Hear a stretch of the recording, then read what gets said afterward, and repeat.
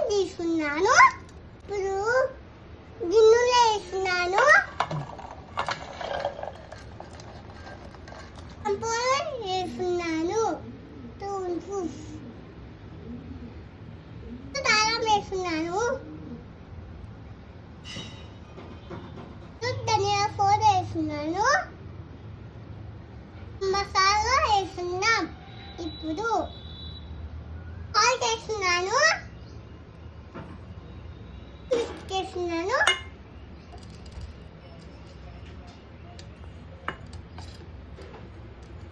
అన్నం మిక్స్ చేస్తాను. ఆయిల్ వేస్తున్నాను. స్టవ్ మీద పెట్టున్నాను. ఇప్పుడు